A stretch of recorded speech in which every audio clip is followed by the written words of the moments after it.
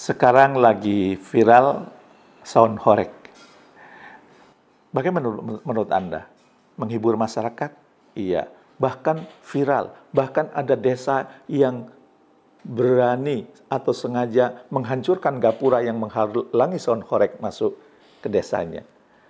Kira-kira dari kacamata leadership, apa yang bisa kita petik dari viralnya sound horeg? Simak video ini hingga tuntas.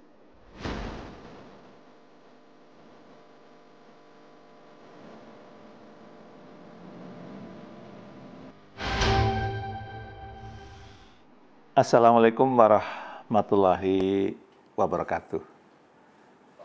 Berjumpa kembali dengan saya Jamil Ajaini. Semoga Anda semuanya semakin sukses mulia. Hari ini saya ingin mengajak kita semua untuk merenungkan sesuatu yang sedang viral. Namanya sound horeg.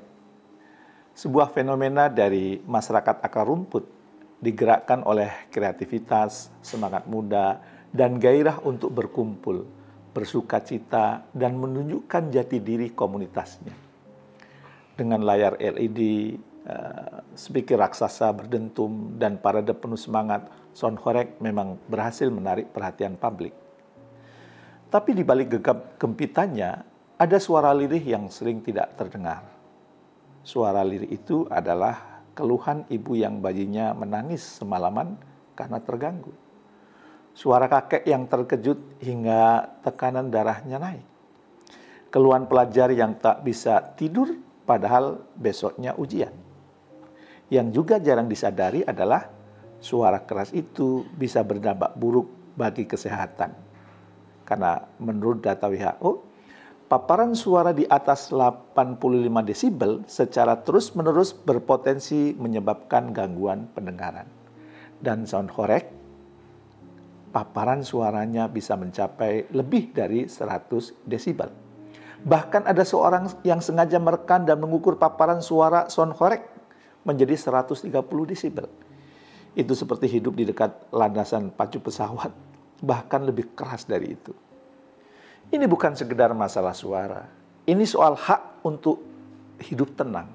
Ini soal bagaimana pemimpin komunitas sound horeg memahami konsekuensi dari pilihan yang mereka ambil. Lalu siapa pemimpinnya? Bukan lurah, bukan RT, bukan RW, bukan camat, bukan bupati, bukan gubernur, apalagi presiden. Tapi para penggagas sound horeg itu sendiri. Kalian adalah pemimpin informal, the real influencer. Karena kalian berhasil menggerakkan massa. Kalian punya daya cipta. Kalian jadi trendsetter di kampung sendiri. Tapi ingat, pemimpin yang hebat bukan cuma yang bisa bikin ramai, tapi yang bisa mengayomi dan mengendalikan dampak dari apa yang kita lakukan. Inilah saatnya penggagas sound horeg naik kelas. Dari operator sound jadi pemimpin yang mengayomi. Dan menurut teori transformational leadership yang digagas oleh Bas dan Avolio pada tahun 1994, pemimpin sejati punya 4 karakter. Nomor 1, idealis influence, menjadi panutan. Yang kedua, inspirational motivation, membakar semangat orang lain. Yang ketiga, intellectual stimulation, memancing kreativitas dan pemikiran kritis. Dan yang keempat, individualis consideration, peka pada kebutuhan orang lain. Dan sound horeg punya 3 dari 4. Panutan? Iya, anak-anak muda mencontoh gaya mereka. Inspirasi? Jelas, banyak yang terpacu bikin karya. Kreatif? Sangat, dari branding, mobilisasi, hingga teknologi. Tapi satu yang belum lengkap. Apa itu? Empati dan pertimbangan individu. Belum ada perhatian pada mereka yang tidak kuat mendengar dentuman keras itu. Dan dalam teori ethical leadership yang dicetuskan Brown dan kawan-kawan pada tahun 2005 menegaskan kepemimpinan yang baik harus berakar pada value, pada nilai, bukan sekedar pengaruh. Kepemimpinan komunitas bukan hanya soal tampil di depan panggung, tapi juga bertanggung jawab atas efek sosial dan psikologis dari tindakannya. Kita sedang hidup di era paradoks. Ketika suara makin lantang, empati seringkali menghilang. Etika dalam kepemimpinan mengajarkan kita 3 hal. Yang pertama, tujuan mulia harus ditempuh dengan cara yang bermartabat. Yang kedua, hak bersenang-senang tidak boleh menabrak hak untuk istirahat. Dan yang ketiga, pemimpin yang baik bukan hanya mengajak orang tertawa, tapi juga mencegah orang lain menangis. Maka mari kita membuat gerakan baru, bukan sound horeg asal dentum, tapi sound horeg sadar dampak.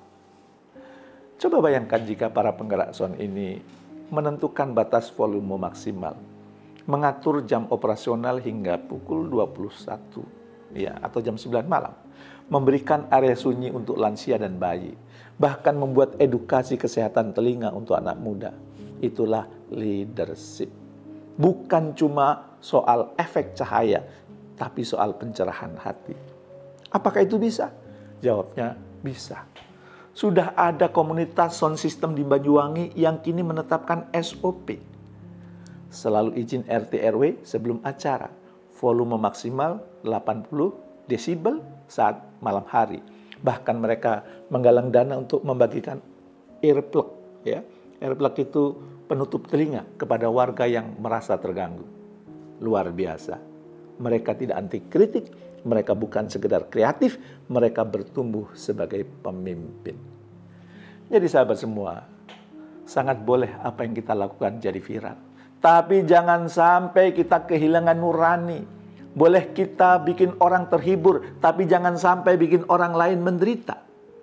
Maka mari buktikan bahwa kita bukan hanya generasi yang bisa bersuara keras, tapi juga generasi yang mampu mendengar dengan lembut. Karena sejatinya, pemimpin bukan dia yang paling terdengar, tapi dia yang paling didengar.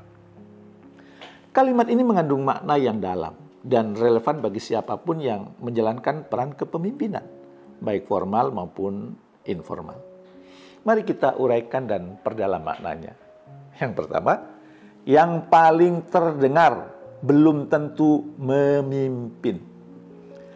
Ada banyak orang yang suaranya lantang, pidatonya memukau, pernyataannya viral, tapi tidak semua yang terdengar mampu memimpin perubahan. Mengapa?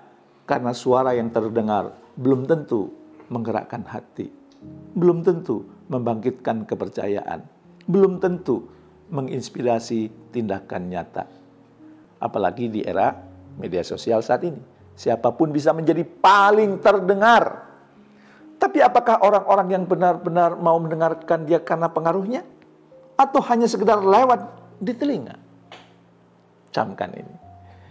Yang kedua, yang paling didengar adalah sosok yang dipercaya. Pemimpin yang paling didengar adalah dia yang dihargai integritasnya. Didengar karena ketulusan dan rekam jejaknya. Menyampaikan gagasan yang membumi dan menyentuh hati. Dia mungkin tidak banyak bicara, tapi setiap ucapannya punya bobot makna. Ia tidak berusaha menonjol, tapi diikuti secara alami karena wibawa dan kepercayaannya. Kepemimpinan bukan tentang seberapa keras Anda bicara, tapi seberapa dalam orang lain rela mendengarkan saat Anda berbicara. Yang ketiga, dari kepemimpinan egosentris ke kepemimpinan berdampak. Dalam model kepemimpinan transformasional, ada pergeseran dari kepemimpinan yang berorientasi pada penguasaan panggung menjadi kepemimpinan yang berorientasi pada dampak dan perubahan nyata. Pemimpin yang terdengar mengejar spotlight, mengejar ingin selalu tampil di depan, berbicara demi pengaruh. Sementara pemimpin yang didengar bicara saat perlu, lebih banyak mendengarkan sebelum bicara. Ucapannya hadir dari perenungan dan niat yang tulus.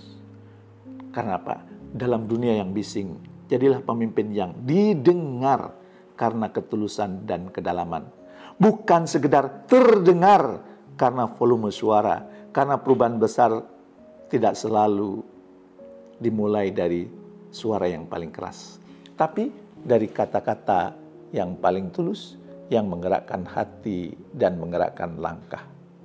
Semoga bermanfaat. dan silahkan disebarluaskan.